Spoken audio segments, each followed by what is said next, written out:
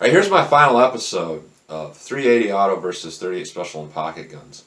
I haven't done a video on this in quite a while. My last one was actually where I tested the little body armor plate between the two, and we had caught the 380 on the surface, and the 38 Special actually went deeper into the body armor and bulged it a little bit more. That was my last test. But I think I've taken this video series about as far as I can go, because I started testing a lot more 38 Special versus 9mm, because in a lot of ways the 9mm is a little bit more comparable to the 38 Special than what the 380 is. And the 380 truly is a pocket cartridge, truly is sort of a mouse cartridge. 38 Special, on the other hand, well, it's kind of a mouse cartridge when you have a little pocket gun like this. However, when we go into a larger gun, the 38 Special has quite a bit more power and use than the 380. So I have a list of pros and cons between the 38 Special and the 380. I'm going to give my total rundown on it. Here's some of the ammunition I tested along the way. Of course, I've tested a lot more 38 Special ammo than I have 380, but there was a lot of comparisons with the same ammunition basically between 380 and 38 Special in these guns. And I'm just going to give my final rundown on what I think on these two different platforms. And I will mention before I go into this list of pros and cons that I do carry the 380 as much as I carry the 38 Special. And one of those reasons is because some of my clothing is just doesn't have deep enough pockets really to pocket this 38 Special. However, the 380 will fit right in that pocket. So I'm going to show these guns are unloaded, as we may do some dry firing along the way here in this video. But I'll give my ultimate rundown between what I think about the 38 Special versus the 380 in pocket guns, and some list of pros and cons.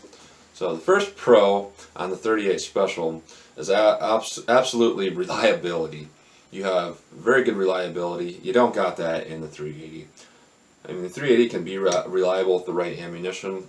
However, when we talk about pocket pistols, you shrink them down, a lot of times the parts get smaller. Reliability becomes an issue. When we talk about 38 Special, when we shrink down revolver parts, we typically don't lose that reliability. So that's the first pro of the 38 Special. The second pro of the 38 Special is your power level options. You have a lot of power level options. In this particular gun, I can go anywhere from less than 100 foot-pounds energy all the way up to about 350 foot-pounds energy. Big difference in power there. 380, we typically see more like 150 to 200. We only got 50 foot-pound variance in power. And something like this, we're talking a 250 foot-pounds variance in power between different power level loads. So huge difference in the power level. So you have a lot more options for what kind of power level you want, and that's going to translate to what kind of recoil you get, and that can be customized to a particular person, as where the 380 not so much. It is what it is. You can't change it much. The third pro is safer carry. Absolutely. This long double action trigger pull. You're not going to have a negligent discharge. Typically anything that would happen where you would accidentally snag a trigger while it's in your pocket, it's not going to pull this trigger. It's way too stiff of a trigger. Not only that, but you have pressure on the outside of the cylinder. It's not going to turn. 380, it can happen pretty easy. It won't take much to get that trigger to pull. The third pro is with the revolver, you have a little bit higher potential for accuracy. These are both kind of hard to shoot. And your practical accuracy between the two, kind of the same, but potential accuracy, if you put this in a vise, or if you were an expert with the snub-nose revolver with a fixed barrel, you're going to have a little bit more accuracy. Next one's going to be kind of controversial. I'm going to say the 38 Special is cheaper to shoot. That's because I hand load. Obviously, the ammunition when you buy is a little bit cheaper with the 380. However, you really can't hand load. You can hand load anything, but finding those little 380 brass on the ground, it's difficult, it's hard. It's not even worth my time to try to find them and reload them. It's just a brass chasing game, and they're just small, and the cost savings isn't quite there. 38 Special, I dump out my brass, I reload it. I can shoot this a lot cheaper than I can shoot the 380, and this, you know, with the help of a basic cheap single stage hand loading set. I mean, for me it's cheaper. And the last one, you're going to have more ammo options. You know, you're talking 77 grain bullets up to 213 grain bullets is what I've tested in this gun. Just like power level options, that's a huge difference in weight. Well over 130 grains difference in weight. As we're in this, you could go down to 56 grain with an ARX, but the top of the line is 102 grains. You know, 130 grains difference in weight with the 38 versus 25 or less with the 380. So again, not a whole lot of options there. Now we'll go on to the pros of the 380. First one is shootability, shootability, shootability. These things are easy to shoot real well in comparison to a revolver. You know, you got your basic profile of the gun, you pull it out, it's easy to line up this whole top of the gun like it's a blade and just shoot. Very easy to land shots on target very accurately, very easily. Number two is low recoil, much less recoil than a 38 Special for the most part, because the ammo is a little bit less powerful. But also you have the mainspring that's going to soak up some of that recoil. So for the average person, it's a little bit easier to shoot. Third thing is penetration through hard barriers. You usually get a little bit more velocity with 380 rounds being lighter rounds, and they're very flat shooting. So hitting something on a distance, you don't really have to try to figure out where to hold. 50 yards out, you can just aim right on it like it's anything else. It's going to hit very easily. To me, it shoots like a big 22, basically. That's what it feels like. There's not a lot of recoil impulse. Nice flat shooting round, and it will punch through barriers pretty quick when you got those little 90 grain bullets or 85 grain bullets moving 1,000 feet per second. Does pretty well. As for a 38 Special, and you're talking 130 grain, 140, 158 grain bullets, and doing 750 feet per second, 800, you know, it's not going to punch through barriers quite the way that a 380 will. Next pro is your higher capacity, and that's pretty straightforward. You're talking about a difference between a revolver and an auto. You're always going to have a little bit higher capacity with the 380. The next one is going to be your extremely small size. Like I mentioned at the beginning of the video, I carry both of these pretty much equally, but sometimes, yeah, you see here, especially with this grip I have on this one here, it just won't fit in the pockets of some of my pants, and I have to wear some of those pants sometimes because of health issues, and they're a little bit stretchier. They're more like they look like jeans, but they feel like sweatpants. You know, this won't fit in the pocket. This will when I'm wearing those particular clothing's options. So the extreme small size. And the last, but certainly not least, advantage of something like this is your extremely low cost of the pistol. You can get pistols like this that are high quality for $200. You know, try to buy something like this, even a Smith & Wesson Model 637, you're getting close to $500 sometimes. You know, roughly half the cost for a 380 pistol versus a 38 Special revolver if you're talking name brands. Like if this were a Ruger LCR versus the LCV, you know, twice the cost for something like this versus something like this. So for people on a budget, a 380 is definitely a good option. Now we'll go on the cons here. The cons.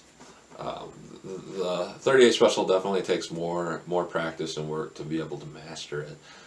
Long double action trigger pull. It's just harder to shoot. The next con is going to be your low capacity. Yeah, you got 5 rounds. Typically that's what's all that's needed for the average self-defense shooting for a citizen, but still you have less capacity, so if things go wrong it's harder to reload it. The next thing I'm going to say is a little bit one of those more controversial things here. It's fatter and harder to conceal. That's kind of subjective. Of course this is fatter. However, when you put something like this in the pocket, because there's no point on the pistol that's fatter than the other really, it prints evenly across the whole pistol. Therefore, if this prints through a pocket, it's telling everybody pistol. Something like a revolver, even though it's harder to conceal, the bulge is right here, and it kind of like like umbrellas the whole thing. So you just see a bulge right here, and it kind of conceals the shape of the rest of the weapon. So concealability, that's kind of one of those things that's neither here nor there. And the last con is going to be the high cost of the revolver. Just like the Pro on this was cheap, these are expensive. So we'll go into the cons with the 380 here.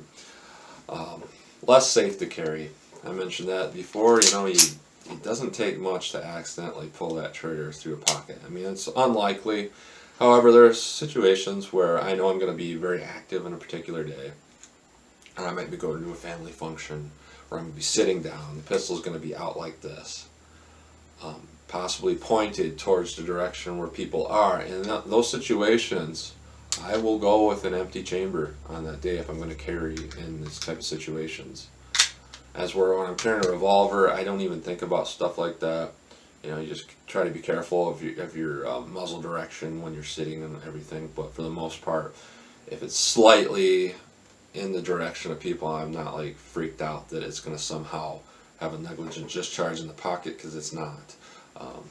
Something like this, I'm going to go with an empty chamber in those crowded situations. So that's your first con.